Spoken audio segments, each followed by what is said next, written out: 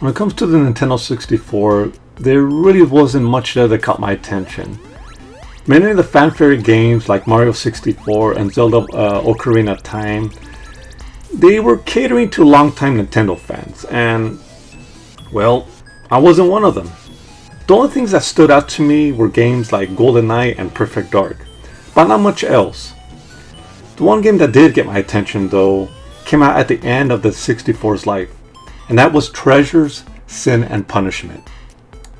As a fan of the Genesis classic Gunstar Heroes, I was actually curious to see what the makers of one of my favorite games would create on Nintendo's 64-bit powerhouse.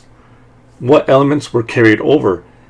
And I'm happy to say that that treasure flavor of action is definitely present here.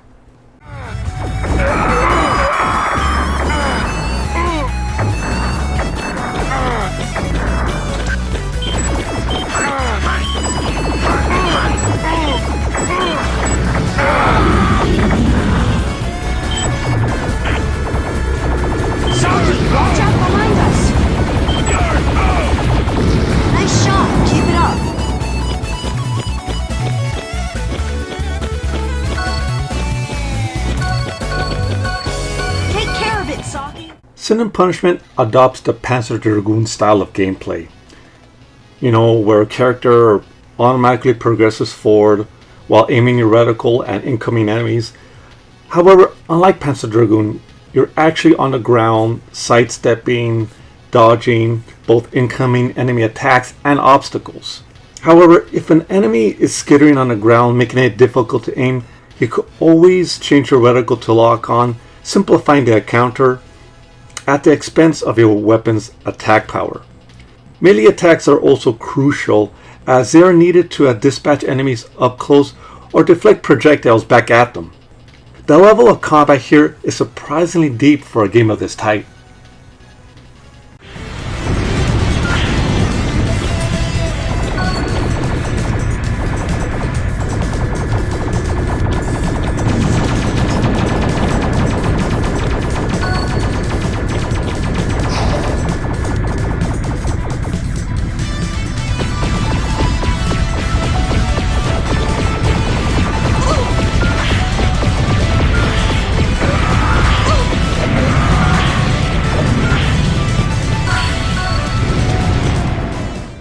Controls, well, they're a little different.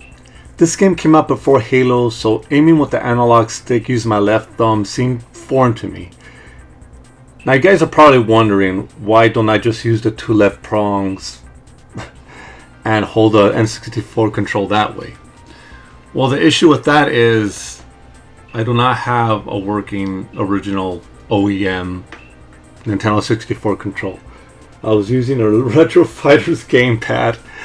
Yes, I decided to go with that one because it felt the most closest to the Sega Dreamcast control, but that's besides the point.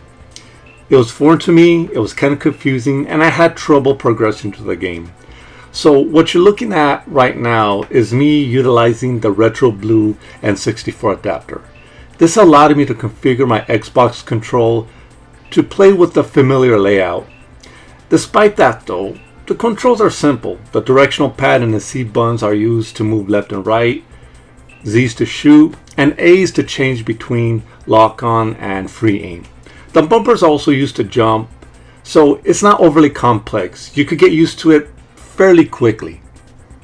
The character models here is a bit of a departure from what I'm used to seeing on the Nintendo 64. Everybody looks angular, though the textures are better than expected. One of the things that drew me in was the art style that was shown in magazines, and Treasure did an excellent job of retaining that feeling in the game. The environment is also pretty varied, despite being on a cartridge. Levels don't feel repetitive whatsoever. The special effects like explosions and laser beams are awesome, adding to the action on the screen. One criticism I have in regards to the visuals though is that it's a blurry image, but that seems to be standard for the Nintendo 64. Still, this is an excellent use of color and graphics that stands among the best on that console. For you. We're in Achi's vision. Have you chosen your future? Papa! Shh, don't go having a child. This is no future for children. You're wrong. Issa will live in a different future. Somewhere there's a future where I am your wife, Issa is your son, and you are human. Are you and Papa fighting? Oh, I'm sorry. What do you think of your mommy? Mommy's scary, but Mommy's nice. Issa loves you, Mommy. And I love you, Issa. That's why I know we'll see each other again. The music composed by Toshiya Yamanaka has this high-energy vibe, accentuating the action on screen. His background comes from shooting games, so it isn't surprising having that aura present here. These tracks sound crystal clear, rivaling CD music quality. The voice acting is sharp as well, very clear. Listening to these lines, however, well, it needed some work. From what I understand, the voice directors were native English speakers, resulting in the actors sounding pretty awkward in the performance. Still, I appreciated being in English, making the story more understandable. The style and approach is different from everything else Nintendo has published on the console. This dystopian story is told through in-game cutscenes and text, and further expressed by the environment and the sheer number of enemies that you will have to fight. And even though the menu is in Japanese, the text itself is stylized, adding to the game's presentation. The menu itself is selected by a reticle and Z-trigger, emphasizing the fact that this is a shooting game.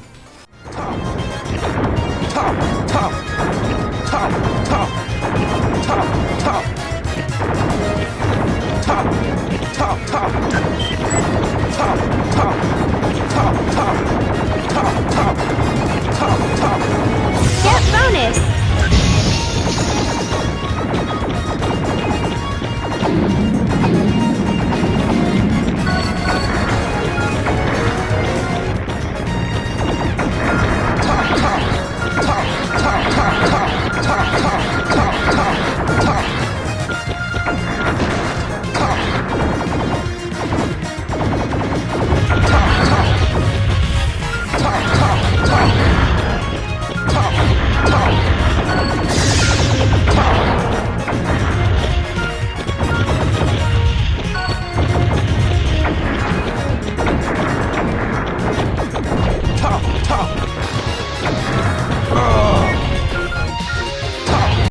And there you have it, guys.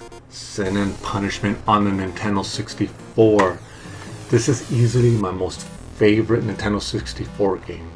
The one thing that caught my attention was the fact that it was being made by Treasure.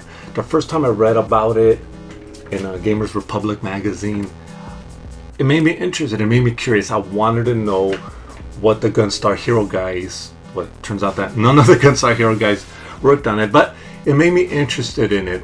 What was Treasure up? At the time I thought a predominantly Sega company. What were they doing on Nintendo? And I gotta say, they were making an excellent game. Easily my most favorite game on the console. It has a Treasure flavor. You know, the intense action, the varied gameplay, the mini boss rush modes. Like, they throw everything at you, keeping you on your toes. And it's an excellent game. That's all I have to say about it. I gotta give it an A. Sin and Punishment on the Nintendo 64 is easily an A+ game, and it's definitely worth your time. Money, however, yeah, it is getting kind of pricey. I think a loose cartridge is like $100, and a complete inbox like I have right now is like $200. I was lucky. I bought that this complete set very early on, and basically when I got a 64, that's when I bought it. However, nowadays it is kind of pricey, and yeah, I wouldn't recommend it at how it's being charged right now, unless you're a collector. However, if you do want to play it, you can play it on the Switch with the Switch online thing. So you do have your options. Plus, it's a relatively short game. You could beat it in under an hour. Anyway, thank you guys for watching my video. Please comment, rate, and subscribe. And like always, have a good one. Take care, guys.